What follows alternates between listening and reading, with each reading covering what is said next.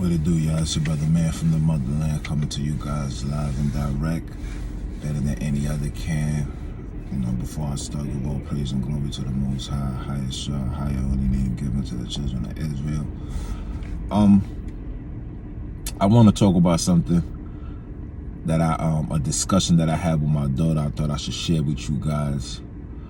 I told my daughter today that don't be a part of the destruction of our people, but be part of the rebuilding of our people. She didn't understand what I said, but she didn't understand what I meant by that. And I had to explain to her. I had to tell her that the devil works day and night to keep us in a state of ignorance, to keep us in a state of delusion, to keep us in a state of confusion. He works day and night to do this. You understand? Like, there's no days off when it comes to having God's children move in a ways of wickedness. No days off, right? So I had to explain to her and said, all of these shows, these movies, TikTok, YouTube, all of these things are designed to keep you entertained, to keep you away from doing God's will. She said, why does the devil hate us? And I simply said, because when we was created, the devil was ordered to minister unto us, to be in subjection onto us. And he didn't want to do that. He felt that we should be serving him because he was, he was all in the glory. He was the best singer. He was the closest thing. It was him, Christ, and the devil. The devil was in Michael's spot before Michael was there. You understand? So he rebelled because of that. And because of that, he now has a severe hatred for humanity, but especially God's chosen, who was ordained to receive the promise to be the rulers of this earth, right? Okay. So the reason why I'm saying this, and like I said to her, the reason why I'm saying this is we got to be the ones to do the rebuilding. We can't expect nobody to fix our situation but us. These people will never give 100% support because they make income off our demise. They make great amount of money off our demise. You think these individuals are willing to fix something that's beneficial for them and their family and their children, passed on? But it's no longer an excuse for us as people, because now we know better. And like I explained to her, you know better. You know what's right from wrong. You know the Most High's name. You know to keep the laws. You know to operate with love. You know these things. And yes, I get it. You guys do get distracted. Children will get distracted because we are in captivity. We are allowing other people to raise our children. That's not how things go. A child is supposed to be taught by their own, by their mothers, by their fathers. That's how God ordained it to be. But we are here in captivity where the price of living forces us to go into the work field. The price of living, our women is affected behind it because you need 2 incomes to sustain just to be above water here in America. This is a fact, especially here in New York. A studio right now in New York is running you $1,600. That's a studio. $1,600. It doesn't even matter the location, bro. It doesn't matter the location. So I want her to understand that. I had to tell her, like, you know, the devil's gonna work day and night to make sure that you stay at the bottom, to make sure that you suffer. We no longer can allow these people to marketing off our demise. Like they profiting off our destruction, bro. You understand? They profiting. Even going to the doctor. Why us colored people is going to the doctor at this amount of rate that we go into the doctors?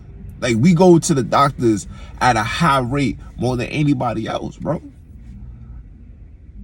And I know the reason. A lot of you guys probably know. Some of you guys just don't care. But at the same time, we're not going to act like that's not something that we are dealing with. This is a fact. This is a fact, yeah? So me telling her this and me having to share this with you guys is because I care. It's because the conclusion of me saying this is what I told her is we got to rebuild. We can't be part of the destruction. We can't allow these people to give us the bad food anymore and eat it and say, well, you know, this is how it's supposed to be. Like, my people have no problem living in a state of ignorance because they think that this is the only way we're supposed to be. We can't see beyond the negativity. We can't see the light after the darkness. We can't. We thinking that, yo, this is just what it is. This is the hood. I'm just trying to survive. I'm just trying to get by. I'm just trying to do me, bro. I hear you. But at what cost? But at what cost? Do we live to die or are we dying to live? That's something that you guys should think about. But at what cost?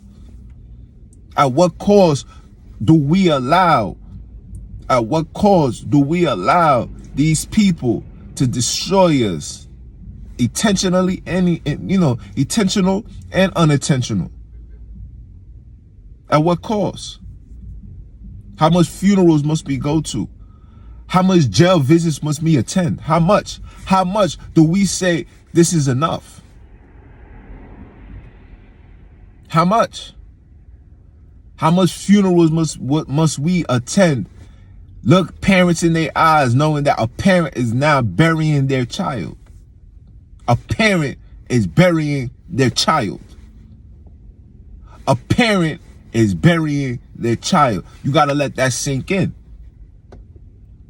You got to let that sink in. God didn't create us to be buried by our parents. Our parents give us life. Then our parents live their lives. And then they die, and we do the arrangements, and then we pick up where they left off. And then our children, and then our children. That's how life is designed to be. But in the black community, it's nothing like that. Like when I put up for my birthday, I'm officially an OG now. Shout out to my homegirl. She said, man, you ain't an OG yet. You're not even 50. I said, you right. But when you come from where I come from and you survive what I survived, you was a triple OG out here. You heard? Funerals, distress, homies being locked, homies being shot. When that becomes part of your life, for you to overcome that and become something of that and still be beneficial to the earth, that makes you what? It makes you an OG, man. We wasn't meant to be alive this long. We wasn't. You know, we were supposed to be taken out in our 20s, early 30s. Now the paragon has shifted. People is getting taken out mid 30s, late, early 40s. It's like this. Listen, man. We got to rebuild. And I'm saying this to the people. And I know you guys want to know how, what's the conclusion? How can we, what are the steps to the rebuilding? I'm going to tell you. Every Friday. You know what I'm saying? Especially when your child spent the whole week from school. Every Friday night. Sit down with your children. Conversate with them. See what's on their minds. Ask them how the week went. How was the week? And what can you do to make a better week next week? Do that. Pull out these scriptures, man. Read the Bible to them. Tell them these truth. Tell them the truth. Tell them everything that's going on. Those that's unbiblically knowledgeable, seek counsel, seek wisdom. You know what I'm saying? I'm always here. I'm always here to give brothers and sisters the knowledge that's needed to get further in life, to get closer to Christ. Ooh. You know what I'm talking about? You know what I'm saying? That's what we gotta do.